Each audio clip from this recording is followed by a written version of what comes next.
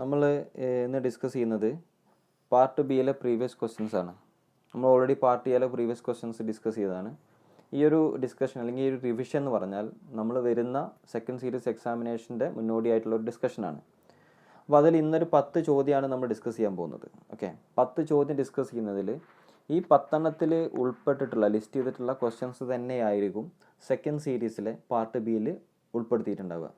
അപ്പോൾ ഇത് റിവിഷൻ മാത്രമല്ല, 100% നിങ്ങൾക്ക് ഉപകാരപ്പെടുന്ന ഒരു ക്ലാസ്സാണ്. നിങ്ങൾക്ക് സെക്കൻഡ് സീരീസിൽ 25 മാർക്ക് ചെയ്യാനുള്ള, സ്കോർ ചെയ്യാനുള്ള, 100% മാർക്ക് സ്കോർ ചെയ്യാനുള്ള എല്ലാവിധ ചാൻസസും നമ്മുടെ എല്ലാ സബ്ജക്റ്റിൻ്റെ റിവിഷനിലും ഉണ്ട്. അപ്പോൾ അത് കൃത്യമായിട്ട് യൂട്ടിലൈസ് ചെയ്യാം. ഓക്കെ, ദെൻ നേരെ നമുക്ക് എന്ത് ചെയ്യാം, ക്ലാസ്സിലേക്ക് കയറാം. ഒന്നാമത്തെ ചോദ്യം എന്ന് പറഞ്ഞാൽ what is priming, why it is necessary. എന്താണ് പ്രൈമിങ്, അതിൻ്റെ ആവശ്യകത എന്ത് എന്നുള്ളതാണ് ചോദ്യം. 6 മാർക്കിൻ്റെ ചോദ്യമാണ്. പ്രൈമിങ്ങിനെ സംബന്ധിച്ച് നമ്മൾ ഡിസ്കസ് ചെയ്തതാണ് അല്ലേ. പ്രൈമിങ്ങിനെ സംബന്ധിച്ച് ഡിസ്കഷനിൽ നമ്മൾ പറഞ്ഞിട്ടുണ്ട്, പമ്പിൽ നമ്മൾ ലിക്വിഡ് ഫില്ല് ചെയ്യാണ്. പമ്പ് ചെയ്യാൻ ഉദ്ദേശിക്കുന്ന ലിക്വിഡ് ആ പമ്പിൽ ഫില്ല് ചെയ്യാണ്. എന്തിനു വേണ്ടിയിട്ടാണ്? പമ്പിൽ ട്രാപ്ഡ് ആയിട്ടുള്ള എയറിനെ റിമൂവ് ചെയ്യാൻ വേണ്ടിയിട്ട് അല്ലേ. അത് റിമൂവ് ചെയ്താൽ മാത്രമേ നമുക്ക് അവിടെ ഒരു വാക്യൂം പ്രഷർ ക്രിയേറ്റ് ചെയ്യാൻ കഴിയുള്ളൂ. അതുവഴി ലിക്വിഡിനെ പമ്പ് ചെയ്യാൻ സാധിക്കുള്ളൂ. അതിൻ്റെ വർക്കിംഗ്, അതും അതിൻ്റെ ഈ ഒരു പ്രൈമിങ്ങും റിലേറ്റഡ് ആയിട്ടുള്ള ഒരു വീഡിയോ നമ്മൾ ചെയ്തതാണ്. അത് കൃത്യമായിട്ട് എന്ത് ചെയ്യുക, ആ ക്ലാസ് കൃത്യമായിട്ട് മനസ്സിലാക്കുക. ഓക്കെ, അപ്പോൾ അതിൽ നിങ്ങൾ പ്രത്യേകം മനസ്സിലാക്കണം, എയറിൻ്റെ ഡെൻസിറ്റി ഒക്കെ വളരെ കുറവാണ്. അപ്പോൾ വെള്ളത്തെ അല്ലെങ്കിൽ ലിക്വിഡിനെ തട്ടിത്തെറിപ്പിക്കുന്ന പോലെ സെൻട്രിഫ്യൂഗൽ ഫോഴ്സ് മുഖാന്തരം ഇമ്പല്ലർ ലിക്വിഡിനെ തട്ടിത്തെറിപ്പിക്കുന്ന പോലെ എയറിന് എന്ത് ചെയ്യാൻ കഴിയില്ല, പമ്പിൻ്റെ ഉള്ളിൽ നിന്ന് ഒഴിവാക്കാൻ കഴിയില്ല. അപ്പോൾ പമ്പിൻ്റെ ഉള്ളിൽ നിന്ന് എയറിന് ഒഴിവാക്കിയാൽ മാത്രമേ നമുക്ക് അവിടെ ഒരു നെഗറ്റീവ് പ്രഷർ ക്രിയേറ്റ് ചെയ്യാൻ പറ്റുള്ളൂ, വാക്യൂം പ്രഷർ. വാക്യൂം പ്രഷർ ഉണ്ടെങ്കിൽ മാത്രമേ കിണറിൽ നിന്ന് അല്ലെങ്കിൽ എവിടെയാണ് ലിക്വിഡ് സ്റ്റോർ ചെയ്തിട്ടുള്ളത് ആ സ്റ്റോർ ചെയ്ത ഭാഗത്ത് നിന്ന്, സമ്പെന്ന് പറയാം, സമ്പിൽ നിന്ന് ലിക്വിഡ് പമ്പിൻ്റെ ഉള്ളിലേക്ക് കയറുള്ളൂ അല്ലേ. അപ്പോൾ അവിടെ നെഗറ്റീവ് പ്രഷർ ഉണ്ടാവണമെന്നുണ്ടെങ്കിൽ ഓൾറെഡി അതിൻ്റെ ഉള്ളിൽ ട്രാപ്ഡ് ആയിട്ടുള്ള എയറിനെ റിമൂവ് ചെയ്യണം. എങ്ങനെ റിമൂവ് ചെയ്യുക? നമ്മൾ ആ പമ്പ്, ഏത് ലിക്വിഡാണോ പമ്പ് ചെയ്യാൻ ഉദ്ദേശിക്കുന്നത് ആ ലിക്വിഡ് പമ്പിൻ്റെ ഉള്ളിലേക്ക് ഒഴിച്ചാൽ മതി അല്ലേ. ഒഴിച്ചു കഴിഞ്ഞാൽ എന്ത് ചെയ്യും, ആ എയർ അതിൻ്റെ ഉള്ളിൽ നിന്ന് റിമൂവ് ആയി പോകും. അപ്പോൾ ആ രീതിയിലായിരിക്കണം, 6 മാർക്കിൻ്റെ ചോദ്യമാണ്. ആ രീതിയിൽ എൻ്റെ എക്സ്പ്ലനേഷൻ കൊടുക്കുക. Then define slip, percentage slip and negative slip of a reciprocating pump. Reciprocating പമ്പിൻ്റെ നെഗറ്റീവ് സ്ലിപ്പ് എന്നുള്ള ടേമും പെർസെൻറ്റേജ് സ്ലിപ്പ് എന്നുള്ള ടേമും സ്ലിപ്പ് എന്നുള്ള ടേം എന്ത് ചെയ്യണം, ഡിഫൈൻ ചെയ്യണം. നമ്മൾ ഓൾറെഡി ഡിസ്കസ് ചെയ്തതാണ് അല്ലേ. സ്ലിപ്പ് എന്താണെന്നുള്ളത് ഡിസ്കസ് ചെയ്തതാണ്, പെർസെൻറ്റേജ് സ്ലിപ്പ് എന്താണെന്നുള്ളത് ഡിസ്കസ് ചെയ്തതാണ്, നെഗറ്റീവ് സ്ലിപ്പ് എന്താണെന്നുള്ളത് ഡിസ്കസ് ചെയ്തതാണ്. അതിലിപ്പോൾ എഴുതേണ്ട രീതി എന്ന് പറഞ്ഞാൽ 6 മാർക്കിൻ്റെ ചോദ്യമാണ്. അപ്പോൾ സ്ലിപ്പിനെ സംബന്ധിച്ച് ഫസ്റ്റത്തെ ഒരു കാര്യം സ്ലിപ്പാണ്. ഈ സ്ലിപ്പ് എഴുതുന്ന സമയത്ത് എന്ത് എഴുതണം, slip is equal to QTH minus Q actual പറഞ്ഞിട്ട് ചിലർ എഴുതി പോകും. മാർക്ക് വളരെ കുറവേ കിട്ടുള്ളൂ. അപ്പോൾ നിങ്ങൾ ആദ്യം എന്ത് എഴുതണം, അതിൻ്റെ ഡിഫൈൻ ചെയ്യണം. എങ്ങനെ ഡിഫൈൻ ചെയ്യാം? Slip is defined as it is the difference between theoretical discharge and actual discharge. താഴെ ദാറ്റ് ഈസ് നെഗറ്റീവ് എഴുതുക, slip is equal to QTH minus Q actual, where QTH is equal to theoretical discharge, Q actual is equal to actual discharge. അതിൻ്റെ unit അതിൻ്റെ നേരെ അപ്പുറത്ത് എഴുതിക്കുക, metre cube per second. ഈ രീതിയിലായിരിക്കണം നിങ്ങൾ ഏതൊരു ടേമിനെയും define ചെയ്യേണ്ടത്. ആദ്യം അതിൻ്റെ ഒരു എക്സ്പ്ലനേഷൻ ബൈ വേർഡ് കൊടുക്കുക, ദെൻ അതിൻ്റെ ഇക്വേഷൻസ് എഴുതുക. ഇക്വേഷൻസിൽ യൂസ് ചെയ്ത ഓരോ ടേമും നമ്മൾ എന്ത് ചെയ്യുക, അവിടെ ഡിഫൈൻ ചെയ്യുക. ആ ടേമിന് യൂണിറ്റ് ഉള്ള ടേം ആണെങ്കിൽ ആ യൂണിറ്റ് അവിടെ മെൻഷൻ ചെയ്യണം. യൂണിറ്റ് ഇല്ലാത്തതിന് എന്തിൻ്റെ ആവശ്യമില്ല, യൂണിറ്റ് മെൻഷൻ ചെയ്യേണ്ട ആവശ്യമില്ല. ഓക്കെ, ദെൻ അതൊരിക്കലും മറന്നു പോകരുത്. ഒരു 85-90% സ്റ്റുഡൻസ് ചെയ്യുന്ന ഒരു തെറ്റാണ് ഈ ടേംസ് ഡിഫൈൻ ചെയ്യാതിരിക്കുക, കൃത്യമായിട്ട് എക്സ്പ്ലനേഷൻ കൊടുക്കാതിരിക്കുക എന്നുള്ളത്. അവരെന്ത് ചെയ്തുള്ളൂ, just slip is equal to QTH minus Q actual എഴുതി പോകും. അങ്ങനെ ചെയ്യരുത്. ഓക്കെ, 6 മാർക്കിൻ്റെ ചോദ്യമാണ്. 6 വാങ്ങിയെടുക്കാനുള്ള ഒരു പ്രവർത്തനം നിങ്ങളുടെ ഭാഗത്തുനിന്നുണ്ടാവുക. List the components of centrifugal pump, write the functions of each. Centrifugal പമ്പിൻ്റെ കമ്പോണൻസ് എന്താണെന്നുള്ളത് ലിസ്റ്റ് ചെയ്യാനും ഓരോ കമ്പോണൻസിൻ്റെയും ഫംഗ്ഷൻ എഴുതാനുമാണ് ചോദ്യം. സെൻട്രിഫ്യൂഗൽ പമ്പിൻ്റെ കമ്പോണൻസ് നമുക്ക് ആ ഫിഗർ നോക്കിയാൽ തന്നെ വളരെ പെട്ടെന്ന് മനസ്സിലാവും. ഒന്നാണ് എന്ത്, സ്ട്രെയിനർ അല്ലേ, താഴ്ന്നു തുടങ്ങാൻ strainer, then foot valve, suction valve, casing, impeller, delivery pipe, delivery വാൾവും ഉണ്ട്, delivery valve and delivery pipe. ഇതാണ് കമ്പോണൻസ്. ഈ ഓരോ കമ്പോണൻസ് എന്തിനാണ് യൂസ് ചെയ്യുക എന്നുള്ളത് നമുക്കത് കേട്ടാൽ തന്നെ മനസ്സിലാവും. പക്ഷേ അതിൽ നിങ്ങൾ കുറച്ചും കൂടെ ഫോക്കസ് ചെയ്ത് എഴുതേണ്ട ഒരു കാര്യം കേസിങ്ങിനെ സംബന്ധിച്ചാണ്. കേസിങ്ങിൽ കുറച്ചും കൂടെ സയൻറ്റിഫിക് ആയിട്ടുള്ള ടേംസുകൾ ഉൾപ്പെടുന്നുണ്ട്. അതായത് കേസിങ്ങിൻ്റെ ഒരു ജിയോമെട്രി എന്ന് പറഞ്ഞാൽ, അതിൻ്റെ ഒരു കൺസ്ട്രക്ഷൻ എന്ന് പറഞ്ഞാൽ, ഒരു ഭാഗത്ത് ഏരിയ കൂടുതലും ഒരു ഭാഗത്ത് ഏരിയ കുറവുമാണ്. ഈ ഏരിയ കുറഞ്ഞ ഭാഗത്ത് എന്താ സംഭവിക്കുക? ഏരിയ കുറഞ്ഞാൽ വെലോസിറ്റി കൂടും, വെലോസിറ്റി കുറഞ്ഞാൽ പ്രഷർ എന്ത് ചെയ്യും? കുറയും അല്ലേ? ഇനി ആ കേസ് അങ്ങനെ താഴേക്ക് വരുന്തോറും അതിൻ്റെ ഏരിയ വർദ്ധിച്ചുകൊണ്ടേയിരിക്കുകയാണ്. ഏരിയ വർദ്ധിച്ചു കഴിഞ്ഞാൽ വെലോസിറ്റി കുറയും, പ്രഷർ എന്ത് ചെയ്യും? കൂടും. ഈ പ്രഷർ കൂടിയാൽ മാത്രമേ ഹൈ ഹെഡിലേക്ക്, ഉയരങ്ങളിലേക്ക് ലിക്വിഡ് നമുക്ക് പമ്പ് ചെയ്യാൻ സാധിക്കുള്ളൂ.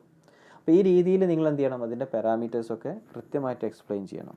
ദെൻ ഇമ്പല്ലറിനെ സംബന്ധിച്ച് അത് എന്താണ്? റൊട്ടേറ്റിംഗ് പാർട്ടാണ്. അതിനൊരു എക്സ്റ്റേണൽ സോഴ്സിൻ്റെ സഹായത്തോട് കൂടിയിട്ടാണ് റൊട്ടേറ്റ് ചെയ്യുന്നത്. അതിൻ്റെ റൊട്ടേഷൻ എങ്ങനെയാണ്, അതിൻ്റെ ബ്ലേഡുകളെ സംബന്ധിച്ചുള്ള എക്സ്പ്ലനേഷൻസൊക്കെ, ഇൻഫർമേഷൻസൊക്കെ ഒന്ന് കൊടുക്കാൻ ശ്രമിക്കാം. ഓക്കെ, അപ്പോൾ ഈ രീതിയിലായിരിക്കണം നിങ്ങൾ എന്ത് ചെയ്യേണ്ടത്? കാര്യങ്ങൾ എഴുതേണ്ടത്. ചിത്രം വരക്കണം ചോദിച്ചാൽ ഇപ്പോൾ ഇവിടെ list the components of A centrifugal pump എന്നുള്ളത് ചിത്രം ചോദിച്ചിട്ടില്ല. പക്ഷേ ഇത്തരം സന്ദർഭങ്ങളിൽ നമ്മുടെ എക്സ്പ്ലനേഷൻസ് എങ്ങാനും മോശമാണെങ്കിൽ പോലും ചിത്രം ഉണ്ടെങ്കിൽ അതിന് എന്ത് ചെയ്യും? നമുക്കൊരു അഡ്വാൻറ്റേജ് ഉണ്ടാവും. അപ്പോൾ നിങ്ങൾക്ക് സമയം ഉണ്ടെങ്കിൽ ചിത്രം കൂടെ വരക്കാനുള്ളൊരു രീതി കാണിക്കാം. Then illustrate the function of air vessels used in reciprocating pump. Reciprocating പമ്പിൽ എന്തിനാണ് എയർ വെസൽസ് യൂസ് ചെയ്യുന്നത്? അതിൻ്റെ ഫങ്ഷൻസ് എന്താണെന്നുള്ളതാണ് ചോദ്യം. എയർ വെസൽസ് നമുക്കറിയാം, റെസിപ്രോക്കേറ്റിംഗ് പമ്പിൻ്റെ സക്ഷൻ സൈഡിലും അതേപോലെ തന്നെ ഡെലിവറി സൈഡിലുമാണ് നമ്മൾ എയർ വെസൽസ് പ്ലേസ് ചെയ്യുക. അതിനൊരു സ്ഥാനമുണ്ട്. സക്ഷൻ വാൾവിൻ്റെ തൊട്ടടുത്തായിരിക്കും സക്ഷൻ സൈഡിൽ, ഡെലിവറി വാൾവിൻ്റെ തൊട്ടടുത്തായിരിക്കും ഡെലിവറി സൈഡിൽ. ഓക്കെ, അതിൻ്റെ ഫങ്ഷൻസ് എന്ന് പറഞ്ഞാൽ പ്രധാനപ്പെട്ട 3 ഫങ്ഷൻസ് ഉള്ളത്. ഒന്നെന്തായിരുന്നു? നമ്മൾ continuous supply of liquid at A uniform rate അല്ലേ? റെസിപ്രോക്കേറ്റിംഗ് പമ്പിൻ്റെ പ്രത്യേകത, അതിൽ നിന്ന് പുറത്തേക്ക് വരുന്ന ഡിസ്ചാർജ് ആയിട്ടുള്ള ലിക്വിഡ് പൾസേറ്റിംഗ് മോഡലായിരിക്കും. സോ ആ പൾസേറ്റിംഗ് എന്നുള്ളൊരവസ്ഥ ഒഴിവാക്കി ഒരു കണ്ടിന്യൂസ് സപ്ലൈ യൂണിഫോം റേറ്റിൽ, ഒരേ അളവിൽ, ഡിസ്ചാർജിൽ മാറ്റം സംഭവിക്കാതെ ഒരേ അളവിൽ ഒരു കണ്ടിന്യൂസ് സപ്ലൈ ഓഫ് ലിക്വിഡ് കൊടുക്കാൻ വേണ്ടിയിട്ടാണ് നമ്മൾ എന്ത് ചെയ്യുന്നത്? എയർ വെസൽസ് യൂസ് ചെയ്യുന്നത്. രണ്ടാമത്തെ ഫംഗ്ഷൻ എന്ന് പറഞ്ഞാൽ നമുക്കറിയാം, ഈ സക്ഷൻ പൈപ്പിലൂടെയും ഡെലിവറി പൈപ്പിലൂടെയൊക്കെ ലിക്വിഡ് ഫ്ലോ ചെയ്യുമ്പോൾ ഈ പൈപ്പും ഈ ലിക്വിഡും തമ്മിലൊരു ഫ്രിക്ഷൻ ഉണ്ടാവും. ഈ ഫ്രിക്ഷൻ മൂലം ഈ ഫ്രിക്ഷൻ ഓവർകം ചെയ്യാൻ വേണ്ടി പമ്പ് കൂടുതൽ പ്രവർത്തിക്കേണ്ടി വരും. അപ്പോൾ പമ്പ് പ്രവർത്തിക്കുമ്പോൾ നമുക്ക് അവിടെ പവർ നഷ്ടം സംഭവിക്കും. സോ പമ്പ് പ്രവർത്തിക്കുന്നതിന് പകരം നമ്മൾ എന്ത് ചെയ്യണം? എയർ വെസൽസിൻ്റെ സഹായം തേടാണ്. സോ എയർ വെസൽസ് നമ്മളവിടെ എന്ത് ചെയ്യും? നമ്മുടെ ഈ ഫ്രിക്ഷണൽ റെസിസ്റ്റൻസിനെ ഓവർകം ചെയ്യാൻ വേണ്ടി കൊടുക്കുന്ന വർക്കിനെ, പമ്പ് കൊടുക്കുന്ന എമൗണ്ട് ഓഫ് വർക്കിനെ സേവ് ചെയ്യാൻ സാധിക്കും ഒരു പരിധി വരെ. മുഴുവനായിട്ടൊന്നല്ല, to save a considerable amount of work എന്നാണ്. അതായത് ഒരു പരിധി വരെ നമുക്ക് എന്ത് ചെയ്യാം? അത് എയർ വെസൽസ് ആ ഡ്യൂട്ടി ഏറ്റെടുത്തോളും. ഓക്കെ, ദെൻ നമ്മൾ മൂന്നാമത്തെ ഒരു സംഭവം എന്ന് വെച്ചാൽ പമ്പ് ഹൈ സ്പീഡിൽ വർക്ക് ചെയ്യണം. പമ്പ് ഹൈ സ്പീഡിൽ വർക്ക് ചെയ്യുന്ന സാഹചര്യത്തിൽ നമുക്കറിയാം സെപ്പറേഷൻ എന്നുള്ളൊരു ഫിനോമിനനും അതേപോലെ ക്യാവിറ്റേഷൻ എന്നുള്ള അവസ്ഥയൊക്കെ അവിടെ സംഭവിക്കും. ഈ ക്യാവിറ്റേഷനും സെപ്പറേഷനൊന്നും നല്ലൊരു രീതിയല്ല.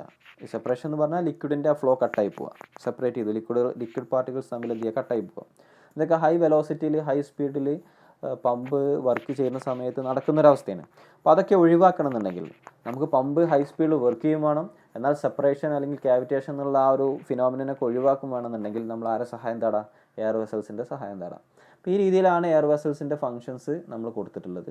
അപ്പോൾ അതിൻ്റെ വർക്കിംഗ് ഒക്കെ വളരെ സിമ്പിളായിട്ട് നമ്മൾ വീഡിയോ ചെയ്തതാണ്. അതൊക്കെ കൃത്യമായിട്ട് കണ്ട് മനസ്സിലാക്കുക. Then explain cavitation in pumps അല്ലേ? ക്യാവിറ്റേഷനെ സംബന്ധിച്ച് പാർട്ട് എയിൽ വളരെ വിശദീകരിച്ച് തന്നെ 2 മാർക്കിൻ്റെ ചോദ്യമാണെങ്കിൽ പോലും വളരെ വിശദീകരിച്ച് നമ്മൾ ഡിസ്കസ് ചെയ്തതാണ്. ക്യാവിറ്റേഷൻ എന്താണെന്ന് നമുക്കറിയാം. ഒരു ഫ്ലോ റീജിയനിൽ ഫ്ലൂയിഡ് പാർട്ടിക്കിൾസിൻ്റെ പ്രഷർ പേപ്പർ പ്രഷറിനേക്കാൾ കുറവാണെങ്കിൽ ആ ഫ്ലൂയിഡ് പാർട്ടിക്കിൾസ് മെല്ലെ ബോയിൽ ചെയ്യാൻ തുടങ്ങും. ബോയിൽ ചെയ്താൽ സംഭവിക്കേണ്ട ബബിൾ ഫോർമേഷൻ ഉണ്ടാവുക. ഈ ബബിൾ ഫോർമേഷൻ ലോ പ്രഷർ സൈഡിൽ നിന്നും ഹൈ പ്രഷർ സൈഡിലേക്ക് സഞ്ചരിക്കുമ്പോൾ അല്ലേ, പമ്പ് അങ്ങനെയല്ല, ലോ പ്രഷറിൽ നിന്ന് ഹൈ പ്രഷറിൻ്റെ സൈഡിലേക്കാണ് പമ്പ് വർക്ക് ചെയ്യുക. അങ്ങനെ ഈ ബബിൾസൊക്കെ ഹൈ പ്രഷർ സൈഡിൽ എത്തിക്കഴിഞ്ഞാൽ അവിടെ വെച്ചത് കണ്ടൻസേഷന് വിധേയമായി അത് പൊട്ടിത്തുടങ്ങും. കൊളാപ്സ് എന്നാണ് പറയാം. ഇങ്ങനെ കൊളാപ്സിങ് ഓഫ് ബബിൾസ് സംഭവിച്ചു കഴിഞ്ഞാൽ അവിടെ ഒരു ഷോക്കിംഗ് എഫക്റ്റ് അല്ലെങ്കിൽ പിറ്റിംഗ് എഫക്റ്റാണ് സംഭവിക്കുക. പിറ്റിംഗ് എഫക്റ്റ് മീൻസ് ഒന്ന് ഇടിക്കുന്ന ഒരവസ്ഥ. അങ്ങനെ ആ ഒരു പിറ്റിംഗ് എഫക്റ്റ് വന്നു കഴിഞ്ഞാൽ നമുക്കറിയാം അവിടുത്തെ ഇമ്പല്ലർ അതേപോലെ കേസിങ് ഇതിൻ്റെയൊക്കെ മെറ്റീരിയൽസ് അവിടുന്ന് മെല്ലെ അടർന്നു പോകും. അതിന് ഇറോഷൻ ഓഫ് പമ്പ് മെറ്റീരിയൽസ് എന്ന് പറയാം. ഓക്കെ, അപ്പോൾ അങ്ങനെ ഇറോഷൻ സംഭവിച്ചു കഴിഞ്ഞാൽ അവിടെ ക്യാവിറ്റി ഫോർമേഷൻ ഉണ്ടാവും. അതേപോലെ ആ ഒരു പിറ്റിംഗ് ആക്ഷൻ ആയതുകൊണ്ട് നമുക്കവിടെ നോയ്സും വൈബ്രേഷനൊക്കെ ഉണ്ടാവാനുള്ള ചാൻസസ് കൂടുതലാണ്. സോ ഈ രീതിയിൽ വളരെ എക്സ്പ്ലെയിൻ ചെയ്തിട്ട് തന്നെ ക്യാവിറ്റേഷൻ എന്താണെന്ന് എഴുതുക. കാരണം 6 മാർക്കിൻ്റെ ചോദ്യമാണ്. ദെൻ ഡിസ്ക്രൈബ് ലോബ് പമ്പ് വിത്ത് നീറ്റ് സ്കെച്ച്. ഒരു ചിത്രത്തിൻ്റെ സഹായത്തോടു കൂടി ലോബ് പമ്പ് എന്താണെന്നുള്ളത് എക്സ്പ്ലെയിൻ ചെയ്യാനാണ് പറഞ്ഞിട്ടുള്ളത്. നമ്മൾ ഓരോ പമ്പും ഓരോ സെപ്പറേറ്റ് വീഡിയോയിൽ ചെയ്തതാണ്. Lobe pump, screw pump, gear പമ്പിന് എക്സ്റ്റേണൽ ഗിയർ പമ്പുണ്ട്, ഇൻറ്റേർണൽ ഗിയർ പമ്പുണ്ട്, അങ്ങനെ ഓരോ സെപ്പറേറ്റ് നമ്മൾ ചെയ്തിട്ടുണ്ട്. അപ്പോൾ നിങ്ങൾ ഈ പമ്പിനെ സംബന്ധിച്ച് ഡിസ്കസ് ചെയ്യുമ്പോൾ ആദ്യം ചിത്രം വരച്ചതിന് ശേഷം, ചിത്രം വളരെ നീറ്റായിട്ട് വരക്കണം, ചിത്രത്തിന് മാർക്കുണ്ട്. ആ ചിത്രം വരച്ചതിന് ശേഷം ആ ചിത്രത്തിൽ ഓരോ കമ്പോണൻസും നിങ്ങൾ ആദ്യം അടയാളപ്പെടുത്തി എഴുതാൻ ശ്രമിക്കണം. അതായത് ദിസ് മെഷീൻ അല്ലെങ്കിൽ ദിസ് പമ്പ് കൺസിസ്റ്റ് ഓഫ് എന്ന് പറഞ്ഞിട്ട് എന്തൊക്കെ ഭാഗങ്ങളുണ്ടോ ആ ഭാഗമൊക്കെ എഴുതുക ആദ്യം. എന്നിട്ട് ഓരോ ഭാഗത്തും നടക്കുന്ന പ്രോസസ്സ് ഇങ്ങനെ കൃത്യമായിട്ട് എഴുതി കഴിഞ്ഞാൽ നിങ്ങൾക്ക് വളരെ ഈസി ആയിട്ട് ഇതിൻ്റെ മാർക്ക് മുഴുവൻ നേടിയെടുക്കാൻ സാധിക്കും. ഓക്കെ, ഒരുപാട് എഴുതുന്നതിലല്ല കാര്യം, അത് സ്പെസിഫിക്കായി ഫോക്കസ്ഡ് ആയിട്ട് എഴുതുക എന്നുള്ളതാണ് അതിൽ ഏറ്റവും ഇമ്പോർട്ടൻ്റ് ആയിട്ടുള്ള കാര്യം. അതിൽ നമുക്കറിയാം ഇൻലെറ്റ് സൈഡ്, ഔട്ട്ലെറ്റ് സൈഡ്, അതേപോലെ ലോബ്, അങ്ങനത്തെ ഓരോരോ ടേംസുകളുണ്ട്. ഈ ടേംസുകളൊക്കെ നിങ്ങളുടെ മനസ്സിലുണ്ടായിരിക്കണം. അതേപോലെ നെഗറ്റീവ് പ്രഷർ അല്ലെങ്കിൽ vacuum pressure, higher pressure, lower pressure, ഇങ്ങനത്തെ വാക്കുകളൊക്കെ നിങ്ങളെ കയ്യിൽ നിങ്ങൾ ശേഖരിച്ച് വെക്കണം. ഈ വാക്കുകളുടെ സഹായത്തോട് കൂടിയിട്ടാണ് പമ്പിൻ്റെ വർക്കിംഗ് ഒക്കെ നിങ്ങൾ എഴുതേണ്ടത്. അത് പമ്പ് എന്നല്ല, ഇനി ഇവിടുന്ന് അങ്ങോട്ട് ഏതൊരു മെഷീനും നിങ്ങൾ ഡിഫൈൻ ചെയ്യുന്ന സമയത്ത് ഇത്തരം വാക്കുകൾ നമ്മളെ കയ്യിലുണ്ടെങ്കിൽ, നമുക്കറിയാം എഞ്ചിനീയറിംഗിൽ എക്സാം എഴുതുമ്പോൾ ഗ്രാമർ അല്ല നോക്കുന്നത്, നമുക്ക് ഈ ടേംസുകളാണ് അതിൽ നിങ്ങളെ ആ ഒരു ആൻസേഴ്സിൽ വേണ്ടത്. ഓക്കെ, അപ്പോൾ ഈ ടേംസ് ഉപയോഗിച്ച് എന്ത് ചെയ്യാം, എഴുതാൻ ശ്രമിക്കാം. Then state the following terms of a reciprocating pump. Reciprocating പമ്പിൻ്റെ താഴത്തെ ടേംസ് ഡിഫൈൻ ചെയ്യാനാണ് പറഞ്ഞിട്ടുള്ളത്. അതിൽ coefficient of discharge, slip, negative slip, ഇതൊക്കെ ഞാൻ നേരത്തെ ഇവിടെ ഇത് പറഞ്ഞ അതേ, ഈ രണ്ടാമത്തെ ചോദ്യം പറഞ്ഞ അതേ രീതിയിൽ തന്നെ പറയുകയാണ്. ഇവിടെ എഴുതുന്ന സമയത്ത് ഇതിൻ്റെ ഇക്വേഷൻ നേരെ എഴുതിയാൽ പോരാ, ഇത് ആദ്യം ഡിഫൈൻ ചെയ്യണം. ഡിഫൈൻ ചെയ്യണം. ഈ ഡിഫൈൻ ചെയ്തതിന് ശേഷം മാത്രം എന്ത് ചെയ്യാൻ പാടുള്ളൂ, ഇത് ഇക്വേഷൻ എഴുതാൻ പാടുള്ളൂ. ആ ഇക്വേഷൻ എഴുതി കഴിഞ്ഞാൽ ഓരോ ടേംസ് എന്ത് ചെയ്യണം, മെൻഷൻ ചെയ്യണം. അത് മറന്നു പോകരുത്. Compare centrifugal pump and reciprocating pump. അവസാനമായിട്ട് നമ്മൾ ഡിസ്കസ് ചെയ്തൊരു ഭാഗമായിരുന്നു comparison between centrifugal pump and reciprocating pump. അപ്പോൾ അത് കമ്പാരിസൺ 6 മാർക്കിൻ്റെ ചോദ്യം ആയതുകൊണ്ട് 6 കമ്പാരിസണെങ്കിലും മാക്സിമം ഉൾപ്പെടുത്താൻ ശ്രമിക്കുക. 6ൻ്റെ കൂടുതലുണ്ടെങ്കിൽ വളരെ നന്നു, ഒരു 6 എണ്ണെങ്കിലും ഉൾപ്പെടുത്താൻ ശ്രമിക്കുക. അല്ലെങ്കിൽ നിങ്ങൾക്ക് എത്രയാണോ പഠിപ്പിച്ചു തന്നിട്ടുള്ളത് അത് മുഴുവനായിട്ടും എഴുതാൻ ശ്രമിക്കുക. ഓക്കെ, അത് ചെറിയ മനസ്സിലാവുന്ന കാര്യങ്ങളാണ്, എന്നാൽ വളരെ ഇമ്പോർട്ടൻ്റ് ആയിട്ടുള്ള ഒരു ഭാഗം കൂടിയാണ് comparison between centrifugal and reciprocating pump. അതേപോലെ ഡിസ്ക്രൈബ് എക്സ്റ്റേണൽ ഗിയർ പമ്പ് അല്ലേ. ഗിയർ പമ്പ് 2 തരം നമ്മൾ പഠിച്ചിരുന്നു. ഇൻറ്റേർണൽ ഗിയർ പമ്പ് പഠിച്ചിരുന്നു, എക്സ്റ്റേണൽ ഗിയർ പമ്പ് പഠിച്ചിരുന്നു. സോ ഈ എക്സ്റ്റേണൽ ഗിയർ പമ്പ് എന്താണെന്നുള്ളത് മനസ്സിലാക്കുക. നേരത്തെ ലോബ് പമ്പ് പറഞ്ഞ പോലെ അതിൻ്റെ കൺസ്ട്രക്ഷൻ ഡീറ്റെയിൽസ് ഒക്കെ എഴുതിയതിന് ശേഷം എക്സ്പ്ലെയിൻ ചെയ്യാം. ദെൻ 10ാമത്തെ ചോദ്യമാണ് list the classification of reciprocating pump. Reciprocating പമ്പിൻ്റെ ക്ലാസിഫിക്കേഷനാണ് ചോദിച്ചിട്ടുള്ളത്. ഈ ക്ലാസിഫിക്കേഷനുമായി ബന്ധപ്പെട്ട് ഒരു PDF ഫയൽ നിങ്ങളെ വാട്സപ്പ് ഗ്രൂപ്പിലേക്ക് ഞാൻ ഷെയർ ചെയ്യുന്നുണ്ട് ഈ ക്ലാസ്സിൻ്റെ കൂടെ തന്നെ. അപ്പോൾ നിങ്ങളത് വായിച്ച് മനസ്സിലാക്കുക എങ്ങനെയൊക്കെയാണ് റെസിപ്രോക്കേറ്റിംഗ് പമ്പിനെ ക്ലാസിഫൈ ചെയ്തിട്ടുള്ളത്. അതിൻ്റെ ഒരു സിമ്പിൾ ബ്രീഫിംഗ് പറയുകയാണെങ്കിൽ, നമുക്കറിയാം റെസിപ്രോക്കേറ്റിംഗ് പമ്പിലെ പ്രധാനപ്പെട്ട ഒരു ഘടകമാണ് പിസ്റ്റൻ്റെ ഒരു സൈഡിലും ലിക്വിഡ് ആക്ട് ചെയ്യും, അല്ലെങ്കിൽ 2 സൈഡിലും ലിക്വിഡ് ആക്ട് ചെയ്യാം. ഒരു സൈഡിലാണ് ലിക്വിഡ് ആക്ട് ചെയ്യണമെങ്കിൽ നമുക്ക് അതിന് സിംഗിൾ ആക്ടിംഗ് എന്നും, ഡബിൾ സൈഡിലാണെങ്കിൽ നമുക്ക് ഡബിൾ ആക്ടിംഗ് എന്നും പറയാം. അതായത് single acting reciprocating pump, double acting reciprocating pump, അതൊരു ക്ലാസിഫിക്കേഷനാണ്. അതേപോലെ തന്നെ നമ്പർ ഓഫ് സിലിണ്ടേഴ്സിൻ്റെ എണ്ണത്തിനനുസരിച്ച്, നമ്പർ ഓഫ് സിലിണ്ടേഴ്സ്, അത് single cylinder, double cylinder, triple cylinder എന്നുള്ള ഈ സിലിണ്ടറിൻ്റെ എണ്ണത്തിനനുസരിച്ച് ക്ലാസിഫിക്കേഷൻ ചെയ്യാം റെസിപ്രോക്കേറ്റിംഗ് പമ്പിനെ. അതേപോലെ തന്നെ എയർ വെസൽസിൻ്റെ ഒരു അക്കോർഡിംഗ് ടു എയർ വെസൽസ്, ചില റെസിപ്രോക്കേറ്റിംഗ് പമ്പിന് എയർ വെസൽസ് ഉണ്ടാവില്ല, ചില റെസിപ്രോക്കേറ്റിംഗ് പമ്പിന് എയർ വെസൽസ് ഉണ്ടാവും. ഓക്കെ, എയർ വെസൽസ് യൂസ് ചെയ്താൽ നമ്മൾ മുകളിൽ മെൻഷൻ ചെയ്ത അതേ ഉപകാരങ്ങൾ കിട്ടും. എയർ വെസൽസ് ഇല്ല എന്നുണ്ടെങ്കിൽ ആ ഉപകാരം ഉണ്ടാവില്ല എന്നുള്ളൂ, പക്ഷേ പമ്പ് വർക്ക് ചെയ്യും. അപ്പോൾ with air vessels reciprocating pump ഉണ്ടാവും, without air vessels reciprocating pump ഉണ്ടാവും. അതൊരു മറ്റൊരു ക്ലാസിഫിക്കേഷനാണ്. ഈ റെസിപ്രോക്കേറ്റിംഗ് പമ്പിൻ്റെ ക്ലാസിഫിക്കേഷൻ വേണമെങ്കിൽ ഒന്നും കൂടെ ബ്രോഡ്ലി നമുക്ക് ക്ലാസിഫൈ ചെയ്യാം, പക്ഷേ ഒരു ബേസിക് ആയിട്ടുള്ള ഒരു ക്ലാസിഫിക്കേഷനാണ് നമ്മൾ ഉദ്ദേശിച്ചിട്ടുള്ളത്. ബാക്കി നമുക്ക് എന്ത് ചെയ്യാം, മറ്റു ക്ലാസ്സുകളിലൊക്കെ അത് വിശദമായിട്ട് തന്നെ ഡിസ്കസ് ചെയ്യേണ്ട ആവശ്യങ്ങൾ വരുമ്പോൾ നമുക്ക് ഡിസ്കസ് ചെയ്യാം. ഓക്കെ, അപ്പോൾ നിങ്ങൾ പറ്റുകയാണെങ്കിൽ നിങ്ങൾ എവിടെയെങ്കിലും കാർ വാഷ് അല്ലെങ്കിൽ വാട്ടർ സർവീസിൻ്റെ ഭാഗത്ത് പോവുകയാണെങ്കിൽ അവിടെ യൂസ് ചെയ്ത പമ്പ് ഏതാണെന്ന് നിങ്ങളൊന്ന് അന്വേഷിക്കുക. ചില സർവീസ് സെൻറ്ററിലൊക്കെ ഈ റെസിപ്രോക്കേറ്റിംഗ് പമ്പാണ് അവിടെ യൂസ് ചെയ്യാറ്. ഡബിൾ സിലിണ്ടർ അല്ലെങ്കിൽ ട്രിപ്പിൾ സിലിണ്ടർ റെസിപ്രോക്കേറ്റിംഗ് പമ്പാണ് യൂസ് ചെയ്യാറ്. നിങ്ങളൊന്ന് അന്വേഷിക്കുക ഇവിടെ ഏത് പമ്പാണ്. അപ്പോൾ നിങ്ങളെ ചുറ്റുപാടുമുള്ള പല അവസ്ഥകളിൽ നമ്മൾ ഈ പമ്പുകളും മറ്റു പല കമ്പോണൻസും പല മെഷീൻസൊക്കെ യൂസ് ചെയ്യുന്നതാണ്. അപ്പോൾ അതൊക്കെ നിങ്ങളെന്ത് ചെയ്യുക, എപ്പോഴും ഒന്ന് മനസ്സിലാക്കാനുള്ള ശ്രമം നിങ്ങളുടെ ഭാഗത്തുനിന്ന് ഉണ്ടായിരിക്കുക. ഓക്കെ, പിന്നെ പറയാനുള്ളത് ഇമ്പോർട്ടൻ്റ് ആയിട്ടുള്ളൊരു മറ്റൊരു കാര്യം, ഇപ്പോൾ ഞാൻ ഈ 10 ചോദ്യങ്ങൾ നിങ്ങൾക്ക് തന്നു. ഈ ചോദ്യങ്ങൾ ഓരോ ടോപ്പിക്കുകളാണ് ആക്ച്വലി. സോ ഈ ഓരോ ടോപ്പിക്കും നമ്മൾ ഓരോ വീഡിയോയിലും ഡിസ്കസ് ചെയ്തിട്ടുണ്ട്. നിങ്ങൾക്ക് രണ്ടാമത് റിപ്പീറ്റ് ചെയ്ത് കാണണമെന്നുണ്ടെങ്കിൽ ഞാൻ പറഞ്ഞ രീതിയിൽ നിങ്ങൾ മുന്നോട്ട് പോകണം. നിങ്ങൾക്ക് ചിലപ്പോൾ എല്ലാവർക്കും അറിയുന്ന കാര്യമാണെങ്കിലും ഞാൻ ഒന്ന് പറയുകയാണ്. നമ്മുടെ യൂട്യൂബ് ചാനൽ എടുക്കുക. ഈ ചാനൽ എടുത്തതിന് ശേഷം വ്യൂ ചാനൽ എന്നുള്ള ഓപ്ഷൻ കൊടുത്തു കഴിഞ്ഞാൽ മുകളിൽ പ്ലേലിസ്റ്റ് എന്നുള്ളൊരു ഓപ്ഷൻ കാണാം. പ്ലേലിസ്റ്റ്, ഈ പ്ലേലിസ്റ്റിൽ S5ൻ്റെയും S3യുടെ ഒക്കെ സബ്ജക്റ്റ് ഇങ്ങനെ കിടക്കുന്നുണ്ടാവും. ആ പ്ലേലിസ്റ്റിൽ FMM ഒരു പ്ലേലിസ്റ്റ് ഉണ്ടാകും. FM ക്ലിക്ക് ചെയ്ത് കഴിഞ്ഞാൽ നമ്മുടെ ഇതുവരെ എടുത്ത എല്ലാ വീഡിയോസും അതിൽ ഇൻക്ലൂഡഡ് ആയിരിക്കും. ആ വീഡിയോസിൽ കൃത്യമായി ഓരോ വീഡിയോസിനും തമ്പനെയിൽ കൊടുത്തിട്ടുണ്ട്. ഈ തമ്പനെയിൽ ആ വീഡിയോസിൽ ഏത് ടോപ്പിക്കാണ് ഉൾപ്പെട്ടിട്ടുള്ളത് എന്നുള്ളത് നമുക്ക് ഒറ്റ നോട്ടത്തിൽ തന്നെ മനസ്സിലാവും. അതായത് വീഡിയോ ഓപ്പൺ ചെയ്യേണ്ട ഒരു ആവശ്യം ഇല്ല. അതായത് ഇത്തരം സാഹചര്യങ്ങൾ നിങ്ങൾക്ക് ഉപകാരപ്രദമാകാൻ വേണ്ടിയിട്ടാണ് ആ രീതി ചെയ്തിട്ടുള്ളത്. അപ്പോൾ അതൊക്കെ മാക്സിമം യൂട്ടിലൈസ് ചെയ്യുക.